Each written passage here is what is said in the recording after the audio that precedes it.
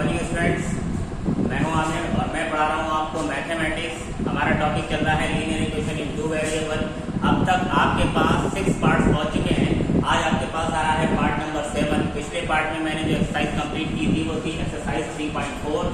आज हम शुरू करने वाले हैं एक्सरसाइज 3.5। इसमें क्रॉस मल्टीप्लिकेशन मेथड का यूज करके हमको इक्वेशन को सॉल्व करना है। तो आइए देखते हैं कि पहला क्वेश्चन जो है वो क्या है। पहले क्वेश्चन में इन्होंने कहा है आप अपनी बुक जो है वो जरूर अपने साथ में रख लें, क्योंकि हर क्वेश्चन को नोट करना पॉसिबल नहीं होता है यहाँ पर। फर्स्ट क्वेश्चन में कहा जा रहा है which of the following pair of linear equation has unique solution. First question में नीचे आपको 4 पार्ट्स दिए गए हैं। कह रहे हैं कि इनमें से कौन सा जो है जिसके यूनिक सोल्यूशन है चेक करके बताइए, किसके नो सोल्यूशन है और किसके इनफाइनाइट मैनी सोल्यूशन है।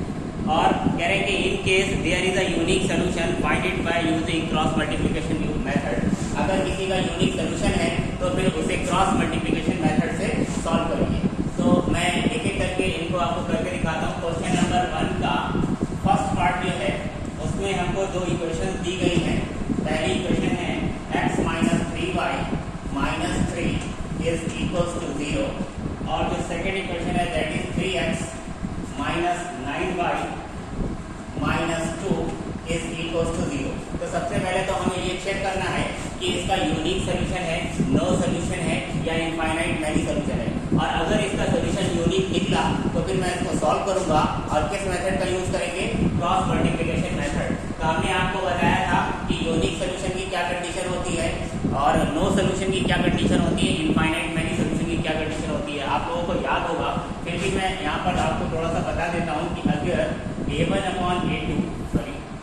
upon a2 is not equals to b1 upon b2, तो इसका मतलब होता है यूनिक सोल्यूशन यानी कि इंटरसेक्टिंग लाइन। ठीक है, इंटरसेक्टिंग लाइन क्योंकि एक ही पॉइंट पर इंटरसेक्ट करेंगे, इट मीन यहाँ पर होगा एक सोल्यूशन यानी कि वन सोल्यूशन, यूनिक सोल्यूशन क्या है। और if a1 upon a2 is equals to b1 upon b2 is not equals to c1 upon c2, तो ये सिचुएशन होती है पैरेलल लाइंस के लिए, यानी कि आप कह सकते हैं नो सोल्यूशन, क्योंकि ये कभी भी इंटरसेक्ट नहीं करेगी। यहाँ पर क्या होगा? No solution. और ये क्या है? Unique solution. ठीक है, यूनिक सोल्यूशन है। और थर्ड कंडीशन थी a1 upon a2 is equals b1 upon b2 is equals c1 upon c2। अगर ये तीनों ही रेशो सेम आ जाए यानी कि इक्वल आ जाए तो ये सिचुएशन होती है कोइंसिडेंट लाइन की, मींस ओवरलैपिंग लाइन की, यानी कि एक के ऊपर एक लाइन ओवरलैप कर जाएगी। और ऐसी सिचुएशन में दोनों लाइन एक दूसरे को बहुत सारे पॉइंट्स पर काटेगी। ये हम कह सकते हैं कि इस सिचुएशन में इनफाइनाइट मैनी सोल्यूशन होते हैं, इनफाइनाइट मैनी सोल्यूशंस यहाँ पर हमको मिलेंगे। तो चलिए इसमें हम देखते हैं कि a1 a2 और b1 b2 और c1 c2 का जो रेशियो है वो कैसा है। तो यहाँ पर a1 की वैल्यू इक्वेशन नंबर 1 को अगर हम देखें और इक्वेशन 2 को देखें तो हमें a1 a2 मिल जाएगा। देखिए यहाँ पर a1 कितना है? a1 का मतलब जो फर्स्ट इक्वेशन में x का कोएफिशिएंट है वो a1 होता है, तो a1 कितना है? 1। और a2 यहाँ पर कितना है? a2 है 3। इसी तरह से अगर हम b1 और b2 देखें तो b1 यहाँ पर कितना है? b1 और b2 मतलब y के कोएफिशिएंट, तो b1 कितना है? -3 और b2 कितना है? -9। c1 c2 को अगर हम देखें तो c1 कितना है? -3 और c2 जो है वो क्या है? -2। ठीक है, अगर हम यहाँ पर a1 a2 और b1 b2 का रेशियो लें तो a1 upon a2 कितना आ जाएगा? 1/3। और अगर हम b1 upon b2 देखें तो b1 upon b2 कितना आ जाएगा? -3 divide by -9, -3 divide by -9, minus से माइनस कैंसिल, 3 1 3 3 का, तो b1 upon b2 भी 1/3 आ गया है, जो कि हमारे पास a1 upon a2 था। It mean a1 upon a2 और b1 upon b2 जो है वो सेम आ गए। a1 upon a2 और b1 upon b2 जो है वो सेम आ गए। तो इसका मतलब ये है कि अब मुझे c1 upon c2 भी कैलकुलेट करना होगा। अगर मैं देखूं कि c1 upon c2 तो c1 upon c2 कितना मिलेगा? c1 देखिए कितना है? -3 एंड c2 कितना है? -2। तो माइनस से माइनस तो कैंसिल हो जाएगा, लेकिन c1 upon c2 की वैल्यू होगी 3/2, जबकि a1 upon a2 और b1 upon b2 जो है वो कितने आए? 1/3। तो जाहिर सी बात है कि हमें क्या मिला है? ये वाली सिचुएशन मिली है। a1 upon a2 और b1 upon b2 तो इक्वल है, लेकिन c1 upon c2 जो है वो इसके इक्वल नहीं है। तो ऐसी सिचुएशन में हम क्या कहेंगे कि ये सिस्टम ऑफ इक्वेशन यानी कि ये pair of line, pair of straight line जो है वो कैसा है? कोइंसिडेंट है, पैरेलल है या इंटरसेक्टिंग है? तो हम कहेंगे कि ये लाइंस जो है वो कैसी हैं? पैरेलल लाइंस हैं। और पैरेलल लाइंस की सिचुएशन में हम क्या बोलते हैं कि इसके सोल्यूशन कितने होते हैं? यहाँ पर कोई भी सोल्यूशन हमको नहीं मिलता है। तो हम यहाँ पर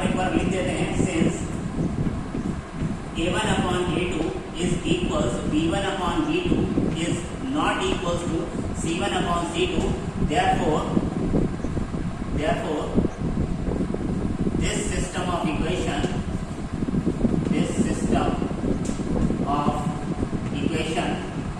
has no solution, यहाँ पर इसका कोई सोल्यूशन नहीं। आइए देखते हैं नेक्स्ट पार्ट, इसका सेकेंड पार्ट। इसमें फिर से एक पेयर ऑफ स्ट्रेट लाइन हमको गिवन है और सबसे पहले तो हम चेक करेंगे इसके सोल्यूशन है, इसमें यूनिक सोल्यूशन है, नो सोल्यूशन है या इनफाइनाइट सोल्यूशन है। तो फिर से मैं यहाँ पर a1 a2 लिख लेता हूँ, a1 एंड a2। तो a1 यहाँ पर कितना है 2, a2 कितना है 3, b1 और b2 भी लिख लेते हैं, b1 कितना है 1 और b2 कितना है 2, b2 है 2 और c1 और c2 भी ले लेते हैं। c1 की वैल्यू कितनी अगर देखिए 5 को मैं लेफ्ट में लाऊं तो ये c1 कितना हो जाएगा -5 और इस 8 को लेफ्ट में ले जाऊंगा तो c2 कितना हो जाएगा -8, है ना। क्योंकि जो स्टैंडर्ड इक्वेशन होती है स्ट्रेट लाइन की वो क्या होती है a1x plus b1y plus c1 is equal to 0। यानी कि अगर मुझे c चाहिए तो मुझे इस कांस्टेंट टर्म को कहाँ लाना होगा, लेफ्ट में लाना होगा। इसीलिए मैं कह रहा हूँ कि c1 की वैल्यू क्या है -5 और c2 की वैल्यू क्या है -6। अब हम यहाँ पर रेशियो कैलकुलेट कर लेते हैं। तो a1/a2 कितना हो गया है, a1 की वैल्यू है 2 और a2 की वैल्यू है 3, तो a1/a2 आ गया है 2/3। और अगर मैं b1/b2 को कैलकुलेट करूँ तो b1 की वैल्यू है 1 और b2 की वैल्यू है 2, तो b1/b2 आ गया है 1/2। और जाहिर है कि यहाँ पर a1/a2 और b1/b2 इक्वल नहीं है, और जब ये दोनों रेशियो इक्वल नहीं होते हैं तो सोल्यूशन कैसा होता है, यूनिक सोल्यूशन होता है। तो यहाँ पर लिख लेते हैं since a1/a2 is not equals to b1/b2, therefore system has unique solution। अब क्योंकि इस सिस्टम का यूनिक सोल्यूशन है इसलिए हम इसको सॉल्व करेंगे, और सॉल्व करने के लिए किस मेथड का यूज करेंगे, हमें मेथड यूज करना है क्रॉस मल्टीप्लिकेशन। तो देखिए कि क्रॉस मल्टीप्लिकेशन मेथड से मैं इसको कैसे सॉल्व करता हूँ। आपको याद रखना होगा, मैंने जब आपको क्रॉस मल्टीप्लिकेशन मेथड बताया था तो उसमें मैंने आपको बताया था कि उसमें आपको किन स्टेप्स को फॉलो करना है। सबसे पहला स्टेप मैंने आपको क्या बताया था कि आप दोनों ही इक्वेशंस में राइट हैंड साइड में क्या कर लेंगे, 0 कर लेंगे।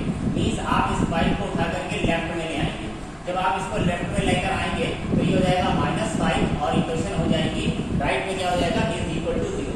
इसी तरह से ये जो 8 है इसको भी उठा करके आप लेफ्ट में ले जाइए और इक्वल टू क्या कर दीजिए 0 कर दीजिए। सबसे पहला स्टेप ये है कि आप क्या करेंगे, इसमें राइट में इक्वेशन के राइट में क्या कर लेंगे 0 बना लेंगे। उसके बाद सेकंड स्टेप में मैंने आपको क्या कहा था, आप लिखिए x/y इज इक्वल्स 1/। ठीक है भाई। उसके बाद थर्ड स्टेप मैंने क्या बताया था कि आप इनके कोएफिशिएंट्स को कहीं पर भी साइड पे एक बार लिख लीजिए। साइड में लिख लीजिए मतलब कैसे उसके लिखेंगे, मैंने कितनी बार लिखने को बताया था, मैंने कहा था कि आप उसे 5 बार लिखेंगे, 5 टाइम्स लिखेंगे। पहले आप a1 a2 लिखिए, देखिए a1 a2 क्या है 2 और 3, इन 2 और 3 को यहाँ पर आप लिख लेंगे 2 3। उसके बाद y के कोएफिशिएंट लिख लीजिए 1 और 2, यहाँ पर लिखिए 1 और 2। फिर उसके बाद कांस्टेंट टर्म लिखिए, कांस्टेंट टर्म क्या -5 एंड -। उसके बाद फिर से आप इसको लिखिए a1 और a2 को, यानी कि ऐसे कोएफिशिएंट फिर से लिखिए, तो फिर से आप लिखेंगे तो कितना आ जाएगा 2 और 3। उसके बाद फिर से आप y कोएफिशिएंट लिखिए, y कोएफिशिएंट क्या 1 एंड 2, ठीक है 1 एंड 2। तो कितनी बार मैंने लिखा 1 2 3 4 5 टाइम्स आपने कोएफिशिएंट लिखे। इसके बाद आप सबसे पहले कैलकुलेशन किसी करेंगे, x के लिए क्रॉस मल्टीप्लाई करेंगे। तो जब आप x के लिए क्रॉस मल्टीप्लाई करेंगे तो किसको छुपाएंगे, x को छुपाएंगे। जब आप x को छुपाएंगे तो उसके साथ क्या छुप जाएगा 2 और 3, तो फिर यहाँ पर आप 2 और 3 को छुपा दीजिए और उसके बाद मल्टीप्लिकेशन स्टार्ट करिए क्रॉस में। मैंने आपको बताया था कि क्रॉस मल्टीप्लाई करते वक्त आपको ध्यान रखना है कि पहले ऊपर से नीचे, पहले हम ऊपर से नीचे आए हैं, बाद में नीचे से ऊपर जाएंगे। जब हम पैदा हुए तो कहाँ से कहाँ आए थे, ऊपर से नीचे आए थे। तो पहले किधर जाना है, ऊपर से नीचे आना है, बाद में नीचे से ऊपर जाना है। तो ऊपर से नीचे आने का मतलब 1 की मल्टीप्लाई मैं किससे करूँगा, -8 से।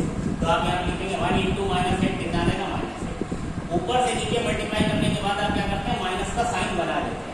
ऊपर से नीचे आ गए, काम फिनिश हो गया, आप नीचे से ऊपर जाइए। 2 की मल्टीप्लाई किससे कर दीजिए, -5 से। 2 की मल्टीप्लाई -5 से करेंगे कितना आएगा, -10। याद रखिए -10 आया और ये माइनस पहले से, तो माइनस और माइनस +10। ठीक है भाई, फिर से समझ लीजिए, जब आप x के लिए कैलकुलेशन स्टार्ट करेंगे तो x को छुपाएंगे, x को छुपाएंगे तो क्या होगा 2 और 3 छुप जाएगा। तो यहाँ पर 2 और 3 को छुपा दीजिए। अब मल्टीप्लाई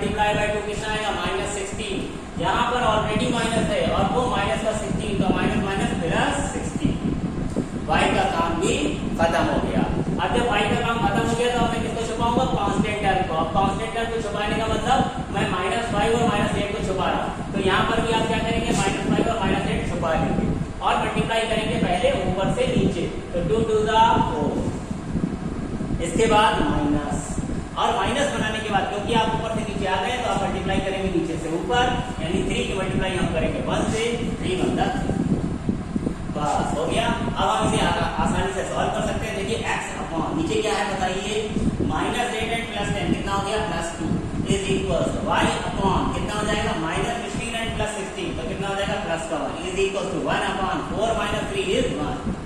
ठीक है, अब एक बार x अपॉन 2 इक्वल्स, ये 1 अपॉन 1 का क्या मतलब होता है 1, तो एक बार x अपॉन 2 को 1 के इक्वल ले लो और एक बार y अपॉन 1 को 1 के इक्वल ले लो, x और y की वैल्यू अब तो x upon 2 is equal 1 multiply किया, x की वैल्यू आ गई 2।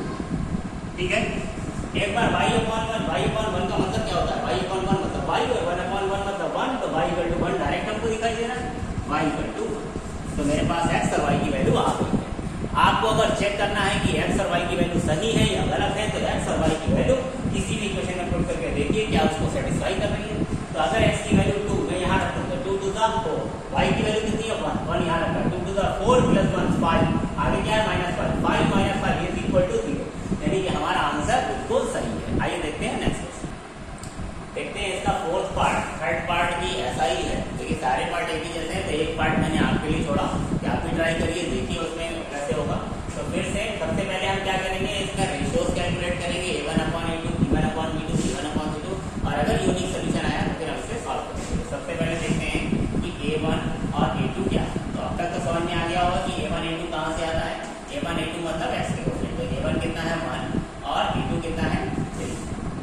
b1 b2 भी लिख लेते हैं, b1 और b2 कहाँ से मिलते हैं, ये y के कोएफिशिएंट्स होते हैं, तो b1 कितना हो गया है -3 और b2 कितना हो गया है, ये भी -3 है। ठीक है, b1 और b2 दोनों ही -3। इसके बाद हम देखें c1 c2, तो c1 और c2 जो है ये कांस्टेंट टर्म्स होते हैं जो कि है -7 एंड -2।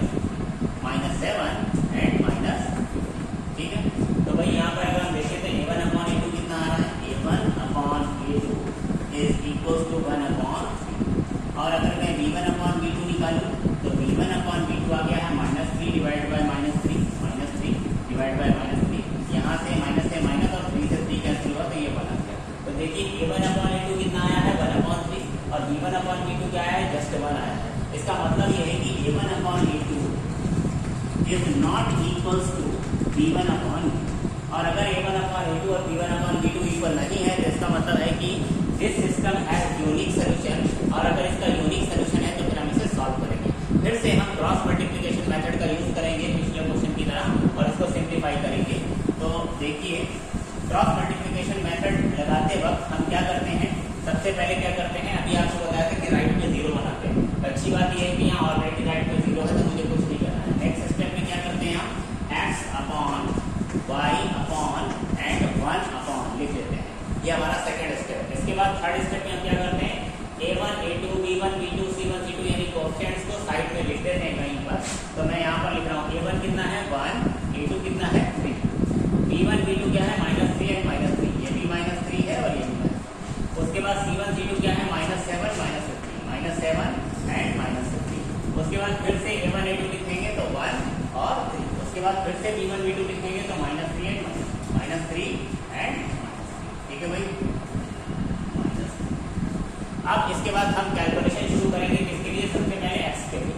जब हम x के लिए कैलकुलेशन शुरू करेंगे तो x को छुपाएंगे, जब आप x को छुपाएंगे तो उसके साथ 1 और 3 छुप जाएगा, यानी कि यहाँ पर भी आप 1 और 3 को छुपा लेंगे और मल्टीप्लाई शुरू करेंगे। मल्टीप्लाई किधर से किधर होती है, पहले ऊपर से नीचे, बार बार बता रहा हूँ, पहले ऊपर से नीचे आए थे हम लोग, इसलिए मल्टीप्लाई पहले ऊपर से नीचे होगी। तो 15 3 45 माइनस एंड माइनस प्लस, तो पहले आ जाएगा +45, यहाँ पर कितना आ गया 45, और मल्टीप्लाई पहली वाली मल्टीप्लाई ऊपर से नीचे मल्टीप्लाई करने के बाद पहले आप क्या करते हैं माइनस बनाते हैं, उसके बाद मल्टीप्लाई करते हैं नीचे से ऊपर, यानी कि नीचे से ऊपर मीन्स -3 की मल्टीप्लाई -7 से हो जाएगी, तो -3 × -7 कितना आ जाएगा +21।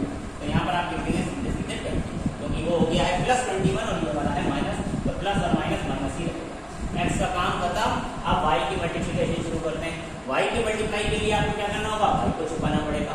भाई जब आप यहाँ y छुपाओगे तो कौन छुप जाएगा, -3 एंड -3 छुप जाएगा। तो फिर आपकी बार यहाँ किसे छुपाया जाएगा, -3 और -3 को छुपा दिया जाएगा। जब आप -3 -3 छुपाएंगे तो आप मल्टीप्लाई कहाँ से कहाँ आप कर सकते हैं, ये वाली कर किधर होगी, ऊपर से नीचे, तो ऊपर से नीचे आ जाएगी, यानी कि -7 की मल्टीप्लाई 3 से, तो -7 की मल्टीप्लाई जब हम 3 से करेंगे तो कितना आएगा -21, और ये मल्टीप्लाई करने के बाद हम क्या करते हैं, माइनस बनाते हैं, पहले माइनस बना लेते हैं, उसके बाद ऊपर से नीचे मल्टीप्लाई कर दी, अब कहाँ करेंगे, नीचे से ऊपर करेंगे, तो नीचे से ऊपर करने का मतलब -15 की मल्टीप्लाई 1 से करेंगे, -15 की मल्टीप्लाई 1 से करेंगे तो क्या आएगा, -15, अब वो -15 और यहाँ पर माइनस पहले से है, तो वो -15 और ये माइनस, तो माइनस इंटू माइनस प्लस हो जाएगा, यानी कि ये प्लस का y का काम भी फिनिश हो गया।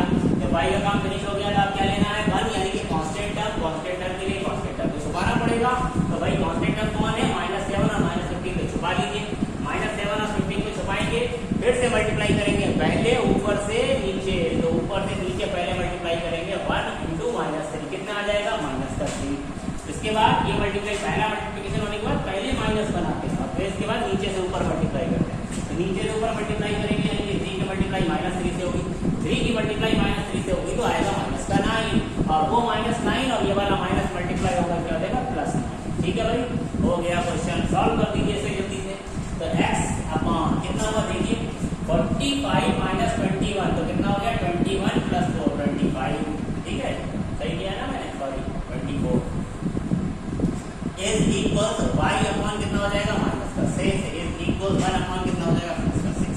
अब अगर इसे सॉल्व करना है तो क्या करेंगे, x upon 24 is equal to 1 upon 6, एक बार इसको ले लेंगे इक्वल, x की वैल्यू निकाल लेंगे, दूसरी बार y upon -6 equal to 1 upon 6 लेंगे, y की वैल्यू निकालेंगे, सॉल्व करिए, तो x upon 24 is equal 1 upon 6, अब देखिए ये 24 कहाँ आएगा, मल्टीप्लाई होकर के, हाँ 24 अपॉन 6 कितना आ जाएगा, 4, तो x की वैल्यू कितनी आ गई, यहाँ से x की वैल्यू आ गई 4, या आप ऐसे भी कह सकते हैं कि 6 से मैंने इसको कैंसिल किया, 4 टाइम किया, 4 की मल्टीप्लाई हुई, x की वैल्यू आ गई 4, y की वैल्यू निकालने के लिए आप क्या करेंगे, y के अपॉन में क्या है, -6, और इसको इक्वल टू रख देंगे किसके, 1 अपॉन 6, यानी कि इसको एक बार इसके इक्वल ले 1 अपॉन 6, फिर से मैं 6 से 6 को कैंसिल करूंगा, 1 टाइम दिया, ये -1 की मल्टीप्लाई इधर हुई, तो y की वैल्यू आ गई -, तो x की वैल्यू आ गई है मेरे पास 4 और y की वैल्यू आ गई है -1।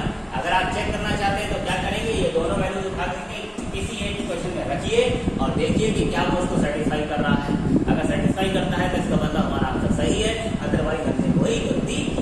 आइए देखते हैं अगला क्वेश्चन नंबर 2, इसमें 2 पार्ट्स हैं, तो मैं फर्स्ट पार्ट दिया है, ये क्वेश्चन नंबर 2 का फर्स्ट पार्ट है, इसमें बुक आप अपने साथ में रखिए, इस क्वेश्चन में हमको 2 इक्वेशन दी गई है, इसमें ऊपर वाली इक्वेशन देखिए क्या है, 12 + 3y = 7, लेकिन जो नीचे वाली सेकंड इक्वेशन है वो है a - bx + a + by = 3a + b - 2, और क्वेश्चन में हमने कहा गया है for what value of a and b this system of equation has infinite many solution, यानी कि a और b की कौन सी ऐसी वैल्यूज हैं इसके लिए ये जो सिस्टम है, सिस्टम ऑफ इक्वेशन है, इसके इनफाइनाइट मैनी सॉल्यूशन होंगे, यानी हमें a और b के ऐसे सॉल्यूशन, यानी a और b की ऐसी वैल्यूज हमको बतानी है जिसको पुट करने पर इसमें इस सिस्टम के इनफाइनाइट मैनी सॉल्यूशन। तो भाई इनफाइनाइट मैनी सॉल्यूशन के लिए कंडीशन क्या होती है, हमें पता है a1 upon a2 is equal b1 upon b2 is equal c1 upon c2। Infinite many solution के लिए ये तीनों रेशो कैसे होते हैं, इक्वल होते हैं, ये बात हम जानते हैं। तो सबसे पहले हम लिखेंगे since for infinite many solution, for infinite many solution, a1 upon b2 is equals b1 upon b2 is equals c1 upon c2, क्योंकि इनफाइनाइट मैनी सॉल्यूशन होने चाहिए, तो इसका मतलब यहाँ पर a1 upon a2, b1 upon b2 और c1 upon c2 क्या होना चाहिए, इक्वल होना चाहिए। तो देखिए यहाँ पर a1 और a2 की वैल्यू क्या है, रखता हूँ मैं, a1 की वैल्यू क्या है 2 अपॉन a2 की वैल्यू क्या है a माइनस, ठीक है, a minus is equal b1 upon b2, तो b1 की वैल्यू क्या है यहाँ पर 3 अपॉन b2 की वैल्यू क्या है a plus is equal c1 upon c2 क्या है, तो अगर मैं 7 को लेफ्ट में ले जाऊँ तो c1 हो जाएगा -7 अपॉन c2 की वैल्यू क्या है, अगर मैं इसको लेफ्ट में लाऊँ तो minus under bracket 3a + b - 2 हो जाएगा, तो इसको मैं लिख देता हूँ 3a + b - 2, ठीक है भाई, तो ये माइनस से माइनस में यहाँ पर कैंसिल कर सकता हूँ, इट मींस ये इक्वेशन हमारे पास आ सकती है।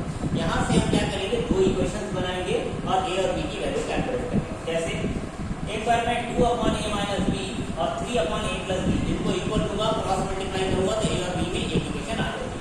पर मैं क्या करूंगा, इसके साथ इसको थर्ड वाले टर्म को ले लूंगा या इसके साथ थर्ड टर्म को लेकर के एक इक्वेशन और बनाऊंगा। तो सबसे पहले मैं इन दोनों को साथ में ले लेता हूँ।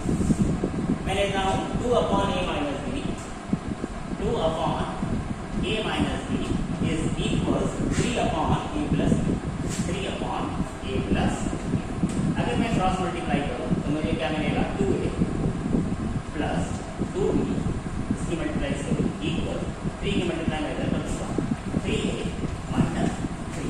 ठीक है, इन सबको मैं लेफ्ट में ही ले आता हूँ। ये 3a इधर आएगा, ये ऑलरेडी 2a है, ये 3a इधर आया तो 2a माइनस 3 कितना हो जाएगा, माइनस। ये 2b है और ये माइनस 3b इधर आएगा तो प्लस 3 हो जाएगा, 2b प्लस 3b कितना हो जाएगा, plus 5b is equal to 0। This is equation number 1, 2 मैं ले चुका हूँ, इसे मैं ले लेता हूँ इक्वेशन नंबर 3। ये हमारे पास इक्वेशन नंबर 3 है। अब मैं क्या करूँगा, एक बार इसको और इसको इक्वल ले लूँगा या इसको किसी को भी आप दो को फिर से इक्वल ले सकते हैं। तो मैं थोड़ा सा ये मिटा रहा हूँ, यहाँ पर नहीं है अपने पास। तो अब की बार मैं क्या कर रहा हूँ, अभी यहाँ पर क्या करते हैं, तो इस बार मैं 3 upon a plus B, 3 upon a plus B equals ले रहा हूँ 7 upon 3a plus b minus 3a plus b minus. फिर से एक बार मैं क्रॉस मल्टीप्लाई करूंगा, इधर मैं मल्टीप्लाई करूंगा तो ये कितना हो जाएगा, 7a plus 7b is equal 3 की मल्टीप्लाई कर दूंगा, 3 3 का 9a 3b और 3 2 का 6 माइनस 6। ठीक है, इन सबको उठा करके लेफ्ट में ले, 7a और ये 9 इधर आएंगे माइनस के 9, 7a माइनस 9 कितना हो जाएगा, माइनस 7b माइनस 3 कितना हो जाएगा, प्लस 4। ठीक है, और ये माइनस 6 उधर ही रहने दीजिए, माइनस 6। अगर मैं चाहूँ तो इसे 2 से डिवाइड भी कर सकता हूँ। हाँ, 2 से डिवाइड कर दीजिए इस पूरी इक्वेशन को, या 2 कॉमन लेकर के उधर ले लीजिए। तो अगर मैं 2 से डिवाइड करूँगा तो ये कितना हो जाएगा, माइनस a प्लस ये कितना हो जाएगा, 2b इज इक्वल्स माइनस 3। भाई मैंने 2 से पूरी इक्वेशन को, कंप्लीट इक्वेशन को डिवाइड किया। 2 से इस टर्म को डिवाइड करूँगा, ये माइनस a हो जाएगा, 2 को इसको डिवाइड करूँगा, ये 2b हो जाएगा, और 2 से इसको डिवाइड करूँगा तो ये माइनस का 3 हो जाएगा। ये इक्वेशन नंबर आ गई है मेरे पास। अगर मैं इक्वेशन 3 और 4 को सॉल्व करूँ तो मेरे पास a और b की वैल्यू आ जानी चाहिए। ठीक है, तो इक्वेशन 3 इसी के साथ यहीं पर लिख लेते हैं। इक्वेशन 3 मेरे पास क्या है, minus a plus 5b is equals 0। ठीक है, ये इक्वेशन नंबर 3 सॉल्व करने के लिए आसान तरीका है कि ये भी माइनस a है, ये भी माइनस a है, तो सब्ट्रैक्ट कर दीजिए। सब्ट्रैक्ट करेंगे तो नीचे वाली इक्वेशन के साइन चेंज हो जाएंगे, ये माइनस से प्लस हो जाएगा, ये प्लस से माइनस हो जाएगा, और ये 0 का कोई साइन नहीं होता है, लेकिन फिर भी अगर आप चाहें तो माइनस कर सकते हैं। ये कैंसिल हो गया, ये है 2b और ये है माइनस के 5b, 2b माइनस 5b कितना हो जाएगा, माइनस 3। और इधर कितना है, माइनस 3 माइनस 0 मीन्स ये हो जाएगा माइनस 3। माइनस से माइनस कैंसिल, 3 से 3 को डिवाइड किया, 1 आ गया। तो b की वैल्यू कितनी आ गई मेरे पास, b की वैल्यू आ गई है 1। b की वैल्यू आप कहीं पर भी पुट कर दीजिए, तो b की वैल्यू मैं इक्वेशन नंबर 3 में पुट कर रहा हूँ, तो ये कितना हो जाएगा, minus a plus 5 into b की वैल्यू है 1 इज इक्वल टू 5 इंटू 1 कितना होता है, 5। इसे मैं राइट में ले जाऊंगा तो minus a is equal to minus 5, minus से minus cancel, it means a की वैल्यू आ गई 5। तो मेरे पास a की वैल्यू आ गई है 5 और b की वैल्यू आ गई है 1। यानी अगर मैं वो जो गिवन इक्वेशन थी जो मैंने यहाँ पर लिखी थी इनिशियली, उसमें अगर मैं a के प्लेस पर 5 रख दूं और b के प्लेस पर 1 रख दूं तो वो जो गिवन सिस्टम ऑफ इक्वेशन है उसके इनफाइनाइट मैनी सॉल्यूशन होंगे। याद रखिए, क्योंकि मैंने इसको लेकर, मैं इस सिस्टम में क्या लेकर के चला हूँ कि a1 upon a2, b1 upon b2 और c1 अपॉन c2 जो है वो तीनों इक्वल है।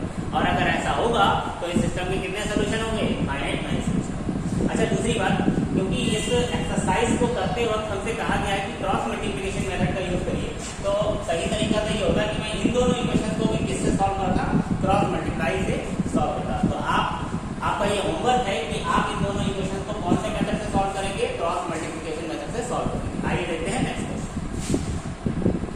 सेकंड का सेकंड पार्ट। इसमें कहा गया है for what value of k this system of linear equation has no solution. k की किस वैल्यू के लिए इस सिस्टम का कोई भी सॉल्यूशन नहीं होगा। तो भाई कोई सॉल्यूशन कब नहीं मिलता है हमको, when a1 upon a2 is equals b1 upon b2 is not equals to c1 upon c2। जब इस सिचुएशन को हम लेकर के चलेंगे तो सिस्टम का फिर कोई भी सॉल्यूशन नहीं होगा। तो भाई सबसे पहले काम क्या होगा हमारा कि हम a1 a2 b1 b2 और c1 c2 को यहाँ पर नोट डाउन कर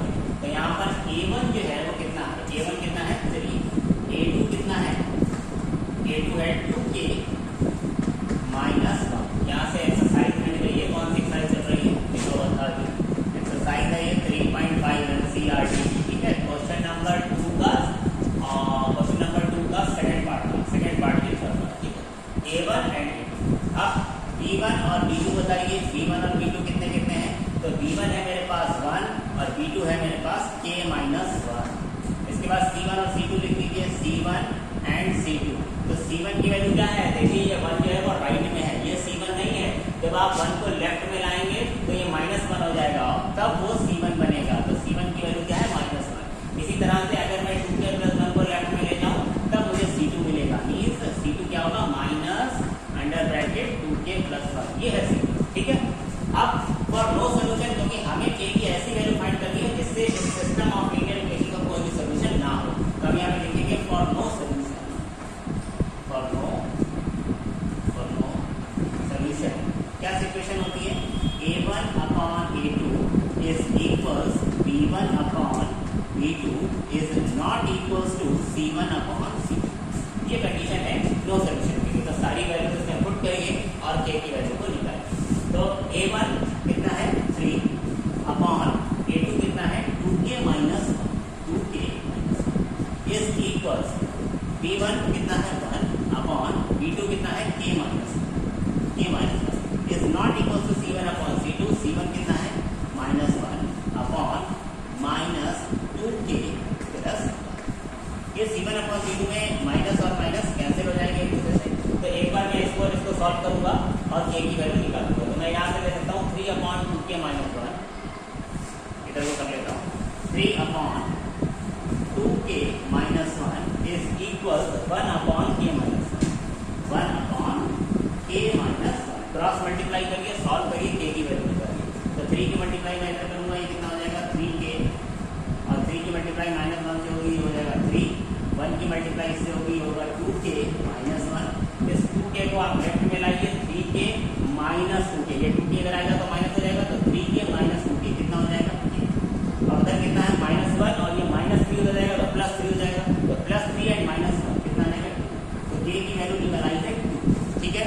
तो अगर मैं k की वैल्यू 2 यहाँ पर इस सिस्टम में यूज करूंगा तो फिर इस सिस्टम का कोई भी सोल्यूशन नहीं होगा। मेरी बात क्या समझ में आ रही है, ये k = 2 अगर मैं इक्वेशन नंबर 2 में रख दूं तो जो इक्वेशन 2 मेरे पास आएगी उस इक्वेशन 2 को अगर इक्वेशन 1 के साथ मैं सॉल्व करूंगा तो मुझे कोई भी सोल्यूशन यहाँ पर नहीं मिलेगा। इट मीन्स हमारा आंसर है k = 2। मैं ये वाली कंडीशन की बात वाली भी दे सकता हूँ, लेकिन देखिए इससे जो भी निकलेगा वो ये बताएगा कि k किसके इक्वल नहीं होना चाहिए। मुझसे ये नहीं पूछा गया कि k किसके इक्वल नहीं होना चाहिए। मुझसे इस क्वेश्चन में ये पूछा गया था कि k क्या होना चाहिए, यानी k किसके इक्वल होना चाहिए, मीन्स k की क्या वैल्यू होनी चाहिए कि इस सिस्टम का कोई भी सोल्यूशन ना। देखिए अब वीडियो काफ़ी लंबी हो चुकी है, इसलिए जो इस एक्सरसाइज के बचे हुए क्वेश्चन हैं वो आपको कराए जाएंगे नेक्स्ट पार्ट में। तब तक आप देखते रहिए हमारे वीडियोस को, लीनियर इक्वेशन के सारे पार्ट देखिए, तभी आपको अच्छे से समझ में आएगा। ये आपका बहुत ही बेसिक चैप्टर है, फाउंडेशन है, आपकी मैथमेटिक्स को नेक्स्ट लेवल पर ले जाता है। जब हम वर्ड प्रॉब्लम्स को करते हैं इसमें तो हमारी मैथमेटिक्स का फाउंडेशन जो है वो क्रिएट होना शुरू होता है। देखिए अगर आप अच्छे मैथमेटिशियन बनना चाहते हैं तो आपके लिए ये बहुत इंपॉर्टेंट है कि आप वर्ड प्रॉब्लम को समझें, उसे पढ़ें और उससे समझने की कोशिश करें कि आपसे क्या पूछने की कोशिश की जा रही है। अगर हम मैथ्स की लैंग्वेज को समझना सीख जाएंगे तो हम मैथमेटिक्स में अच्छे लेवल तक जा सकते हैं।